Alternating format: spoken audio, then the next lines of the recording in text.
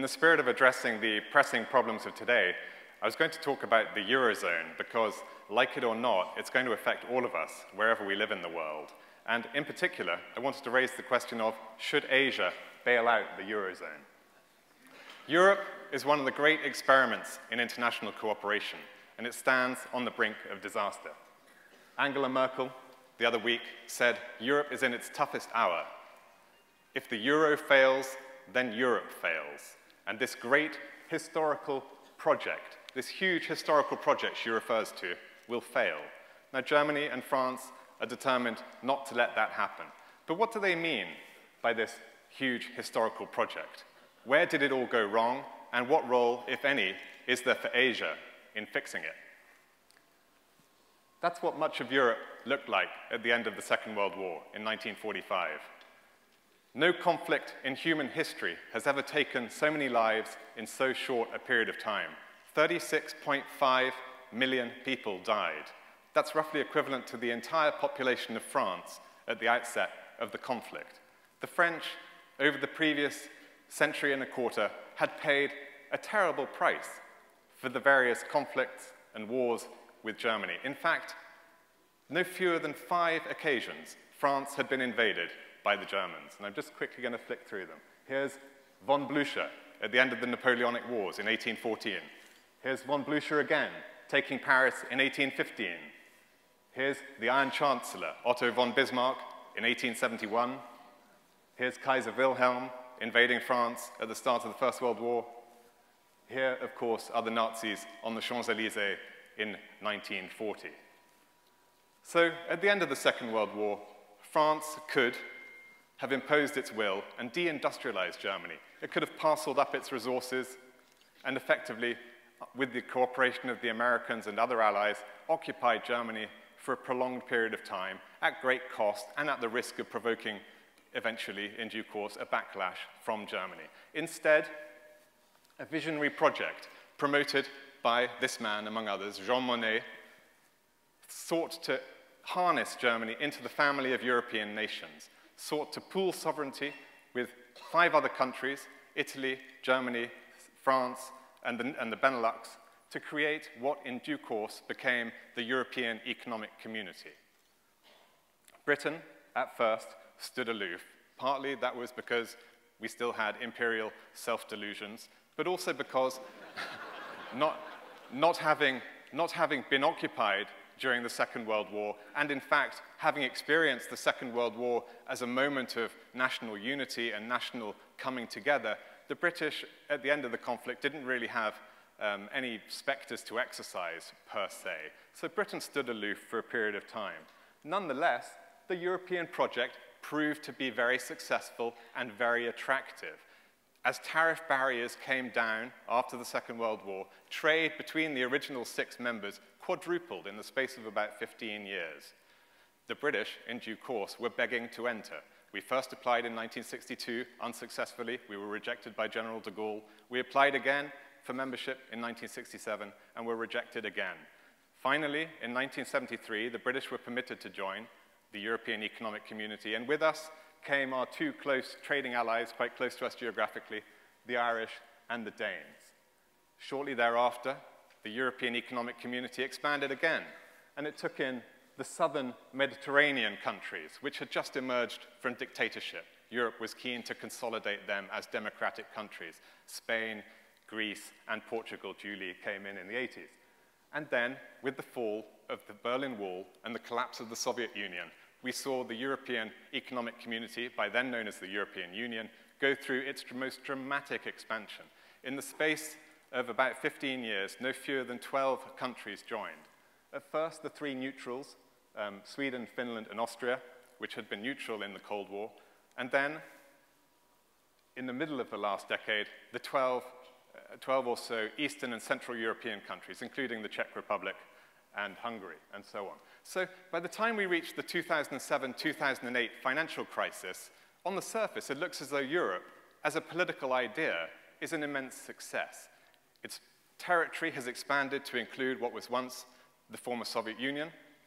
It has about 500 million people, nothing on India, but still, in the European context, massive.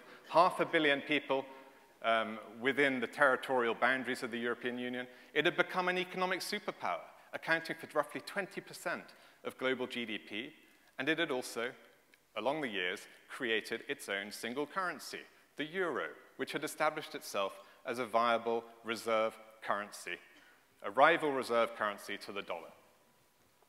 So where did it all go wrong? Well, we have to go back to the period after German reunification. For the French, German reunification of East Germany and West Germany was a psychologically traumatic moment that reopened many of the fears of the immediate post-war period. France feared a resurgent Germany that would once again dominate Europe. To counter that threat, the French, as you know, sought to harness Germany once again, and they did that with the means of this great idea of creating a massive single currency bloc, with 17 of the 27 member states all joining.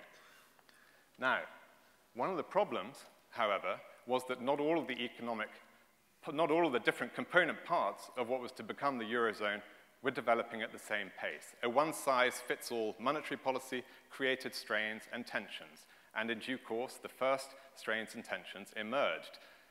Paradoxically, it was not in what is now the very troubled periphery. The first strains and tensions emerged in the very core of the Eurozone, in France and Germany themselves. In 2004, when I was a Paris correspondent for the Financial Times, I had a ringside seat to these tensions. I saw France running budget deficits of 4 to 5% of GDP, and Germany the following year, in 2005, doing the same. Now, what was so startling was that the very guardians of the treaties that established monetary union failed to impose their own rules. France and Germany went unpunished. There were no sanctions whatsoever for their breaches of the Growth and Fiscal Stability Pact, and that gave a green light in due course for other countries to go and do the same. So the European institutions turned a blind eye to fiscal slippage.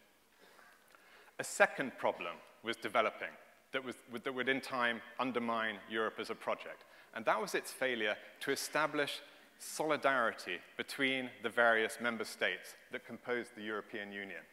That bar chart that you see there maps declining turnout in European parliamentary elections. You can see it going from the first direct election in 1979 at over 60% turnout to almost 40% in the last direct election in 2009. Now, what that speaks to is what we refer to as a democratic deficit at the heart of Europe. This project has been driven principally by technocrats in the European institutions. It has not been owned bottom-up by the people of Europe, who feel, to a great extent, and to varying degrees in different countries, that they have little ownership and influence over technocratic decisions that are taken in their name. There is frequent criticism of meddling by unelected, faceless bureaucrats who have control over the tiniest details of life, such as the color of your passport, the curve of your bananas, and so on, the size of your hands. Anything you care to mention will be regulated by Brussels. To such an extent that the European Commission, on its website, has even got a special section called Euro Myths, which it has to debunk in order to maintain its credibility. Among these Euro myths that continue to circulate in the British media, among many other places, is the idea that Brussels is on the point of banning balloons at children's parties on health and safety grounds, that Brussels is planning to put the EU flag on all car license plates, or that Brussels is going to make the national football team play under an EU flag. Another thing that started to feed hostility and detachment from the European Union was rising youth unemployment across Europe. Here you can see, for example, on this chart, that youth unemployment in Spain is approaching 50%. Youth unemployment in Greece is also above 40%. Now, wrongly, this spurt in youth unemployment was blamed on immigration from Eastern European countries after their accession in the period of 2004 to 2007. People failed to diagnose the complex and complicated causes of youth unemployment, which are often to do with low levels of education and poor skills and so on.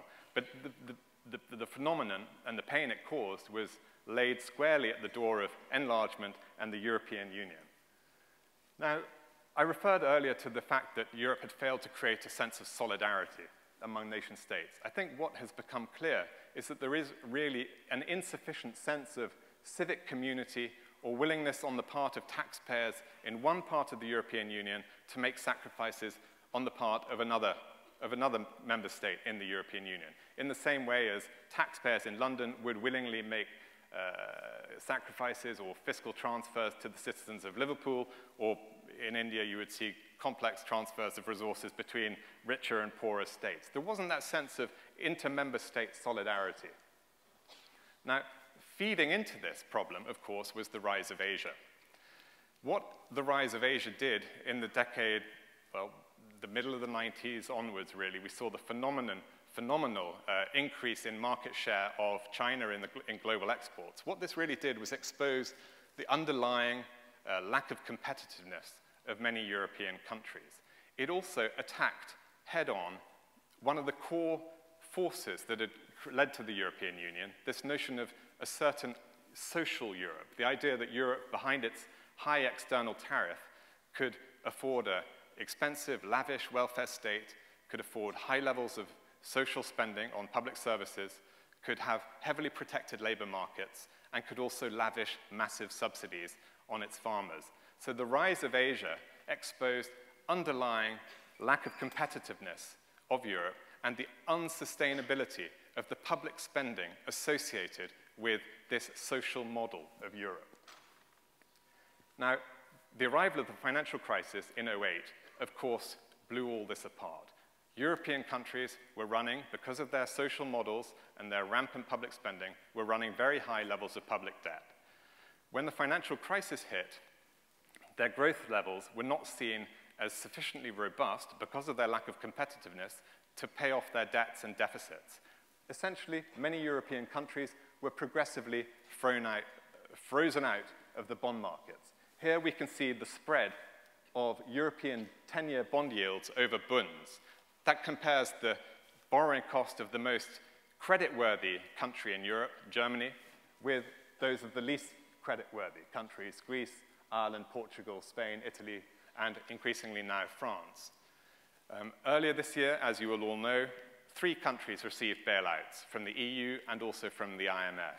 Greece went first, Ireland, and followed by Portugal.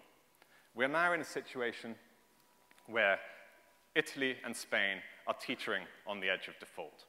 Now, Europe has a plan. At the end of October, in the latest summit meeting, it was agreed that the so-called European Bailout Fund, a vehicle known as the European Financial Stability Fund, EFSF, would raise 1 trillion euros. That would be sufficient to finance the debts of Italy and Spain for as long as it would take for their new incoming technocratic governments to impose the austerity measures that would in turn give the bond markets sufficient confidence that they had a path back to sustainability for their public finances. Now, the problem, however, has been that the EFSF has not raised the 1 trillion euros that it was supposed to. In fact, by the time I left London on Thursday, I think it had only raised 12 billion euros. So not even 1% of the amount has been raised. So that raised the question of what do we do about it? The EFSF has no credibility in its current incarnation. So, should Asia help fix it? Well, the very fact that this question is raised is a function of the fact that the available solutions to the Eurozone's problem, there is no intersection with those things that are politically possible. And Paul Krugman put it beautifully in his so-called Euro crisis Venn. There is just nothing that would work which is politically possible. Jean-Claude Juncker, who, as you know, is the Luxembourg Prime Minister, and also the president of this so-called Euro group, said, "We all know what to do, but we don't know how to get re-elected once we've done it."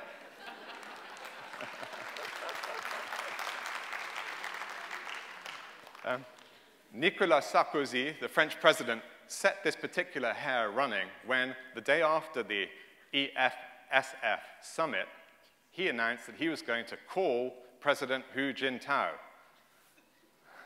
The next day, Klaus Regling, the chief executive of this poor bailout fund, duly headed off to Beijing with a cap in his hand.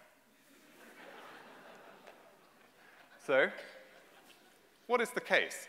Should China use its 3.2 trillion foreign exchange reserves to bail out the Eurozone? Well, it's a balanced question in some ways. The answer is not immediately obvious. On the one hand, it has a strategic interest in maintaining the euro as a rival reserve currency to the dollar.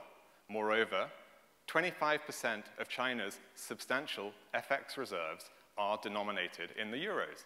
It does not want to see a disorderly collapse of the euro that could see an immense and rapid devaluation of those assets. Moreover, there is, as you can imagine, a very large bilateral trade relationship. In fact, the EU is by far China's biggest export market. China exports, well, in 2010, it exported almost 300 billion euros of goods to the Eurozone. The Eurozone is therefore a very substantial component of China's export-led growth model. Tens of millions of Chinese jobs undoubtedly depend on sustained demand from the Eurozone and from Europe in general. However, on the other side of the picture, clearly, there would be, in the back of the minds of the Chinese Communist Party leadership, fears of an immense popular backlash if they were seen to be squandering hard-earned Chinese FX reserves on overpaid, idle Europeans who are also wealthy. Moreover, China has, for several years, had as a strategic goal the objective of rebalancing its economy away from the export-led growth model towards a more sustainable domestic consumption form of economy. At the same time, the Chinese party leadership is going through an immense transition right now, and in 2012, we are expecting to see the 5th generation of leaders take over from the 4th. There is a lot of jockeying for position right now, and no one in that leadership battle wants to be seen as the guy who okayed a massive bailout of the Eurozone. These Chinese politicians are very sensitive to the fact that China is a big economy, but it's still, of course, a very poor country in many ways. Look at per capita spending on health services. The Greeks are spending more than 10 times what the Chinese spend on health services every year. And I put India in there just as a reference. The Greeks are spending more than 20 times what India is spending per capita on health services every year. That's per capita GDP. Eurozone per capita GDP is almost at $35,000 a year. China's not even 10. India below 5. So, my conclusion is other countries might be able to play a supporting role, a very limited one perhaps, but ultimately only the Eurozone can save itself. As Jean-Claude Juncker said, we all know what to do. And I'm just going to run through what those steps are. First, the ECB, the European Central Bank, must finance the EFSF, this €1 trillion bailout pool. Behind that, there must also be a credible commitment that countries, the big creditor countries, particularly Germany, will commit to standing behind the less competitive deficit countries until they get their competitive situation back under control and their public finances back under control. The credible commitment will come only in the form of Eurobonds, in my view. There is no other way of demonstrating that credible commitment to the markets than the creation of Eurobonds.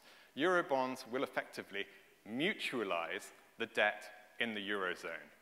Now, of course, putting the good faith and credit of German taxpayers behind the debts of Greeks and Spanish and Italians will be politically complex. One way of reconciling those tensions is to say that the Eurobonds will only have joint and several liability for up to a limited amount of any particular country's debt issuance, say 60% of GDP, which happens to be the original criteria for entry into the Eurozone. To avoid the risk of a taxpayer revolt in the creditor countries, the new, effectively, fiscal union would have to be backed up by robust treaties. These treaties would have to allow, for the first time, effective vetoes by the center, by what would in effect be a new Eurozone finance ministry, of tax and spending policies in each individual member state within the Eurozone. Finally, the last piece of this is we've learned the lesson from the failure to address the democratic deficit over the past 20 years. Any move to fiscal union, any move towards Eurobonds, which in my view is the only possible solution to this crisis, must be accompanied by a proper democratic mandate for it. The great failing of the European Union has been the lack of ownership over the past 20 years. And if we do move to a solution that addresses this problem, that means getting the consent of the various electorates across Europe. Lastly, the last thing they've got to do is address the underlying issues of competitiveness. The lack of competitiveness, particularly evident in shocking rates of youth unemployment, is one of the most important things it's got to address. Italy, you can see, has been the slowest growing economy in the world over the last decade, other than Haiti or Zimbabwe. For a long time, the EU has spoken of its competitiveness agenda, which has gone by the slogan of the Lisbon Agenda. This has had as its goal the aim to make Europe the most innovative and dynamic knowledge-based economy in the world. Well, we must not let this crisis go to waste. At the end of it, Europe must emerge leaner and fitter from it, and the whole world will benefit from higher growth rates if that does happen. But in conclusion, it's David Cameron, British Prime Minister, I think he just reinforces the point I want to make, which is that, yes, the rest of the world might be able to play a limited supporting role in the next few months as the Eurozone grapples with its financing problem. But the bulk of the heavy lifting has to be done by the EFSF, financed by the ECB. As Cameron said, the rest of the world can play a supporting role, but in the end, this work has to be done by the Eurozone countries themselves. Thank you.